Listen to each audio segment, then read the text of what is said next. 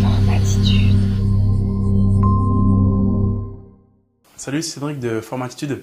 Merci beaucoup de regarder cette vidéo. Aujourd'hui, je voulais vous parler du taux de masse grasse. Il s'agit bien du taux de masse grasse et pas de l'IMG, de l'indice de masse grasse, qui est un indice qui n'est pas très précis selon moi. Donc, pourquoi mesurer votre taux de masse grasse? Beaucoup de personnes pensent que c'est disgracieux d'avoir un petit peu trop de gras. Donc ça c'est vous qui voyez si vous trouvez que c'est disgracieux ou pas.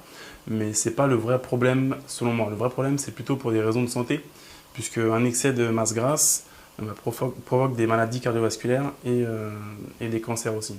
Donc voilà pourquoi c'est important de mesurer son taux de masse grasse, de le connaître et de faire en sorte de le réduire, d'être justement dans la bonne zone de masse grasse que vous devriez avoir. Donc comment le mesurer? Il y a plusieurs manières. Il y a des manières qui coûtent très cher, qui se font dans les cliniques, et des manières beaucoup plus abordables. Donc on va en voir deux aujourd'hui. La première manière que vous connaissez sûrement, c'est avec une balance de ce type-là. On appelle ça un impédance-mètre. Donc il y a des électrodes dessus. Et donc il y a un petit courant électrique qui passe, mais ne vous inquiétez pas, ça ne fait pas mal, vous ne le sentez même pas. Donc voilà, une machine comme ça coûte une dizaine d'euros, donc c'est vraiment pas très cher.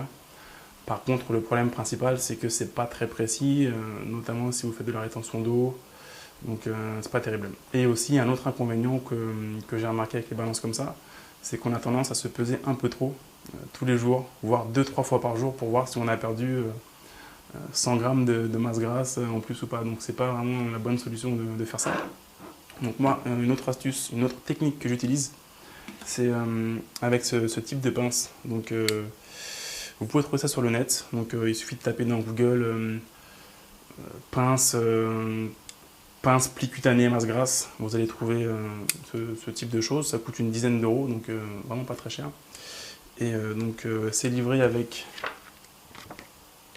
une petite feuille comme ça, où vous allez justement pouvoir voir, il y a deux tableaux, homme, femme, et en fonction justement du pli que vous allez avoir, l'épaisseur, parce que vous allez prendre la mesure toujours à droite et au niveau du nombril. Donc vous allez attraper un morceau de gras donc derrière la peau, et donc toujours bien droit comme ça, toujours du côté droit et à droite du nombril. Enfin, il faut bien trouver le point, c'est en haut des hanches, 4-5 cm vers le nombril, donc il faut bien trouver le point, et c'est tout le temps vous qui devez prendre la mesure pour la prendre tout le temps au même endroit, justement, pour être sûr que vous puissiez bien voir vos progrès. Et donc vous allez attraper un morceau ici, et vous allez mesurer comme ça, vous allez avoir l'épaisseur du pli, et donc sur cette grille-là, vous allez voir donc tableau homme-femme, et vous allez pouvoir avoir votre taux de masse grasse par rapport à l'épaisseur, et en fonction de l'âge bien sûr, et du sexe. Donc on voit pour les hommes que, par exemple, pour un homme, entre 26 et 30 ans, on commence à devenir très sec quand on est en dessous de 10,6% de masse grasse. Après, ils disent que le taux idéal, c'est pour un homme, donc entre 26 et 30 ans, entre 12,7% et 16,4%. Ensuite, la moyenne pour un homme, donc toujours entre 26 et 30 ans, c'est 18,1% et 23,4%. Et au-delà de là, on est obèse. Pour une femme, par exemple, entre 26 et 30 ans, en dessous de 19%, on est très sec. Entre 20,9 et 24,5, on est idéal. Entre 26,1 et 30,3, on est dans la moyenne. Et au-dessus de 31,5, on est obèse.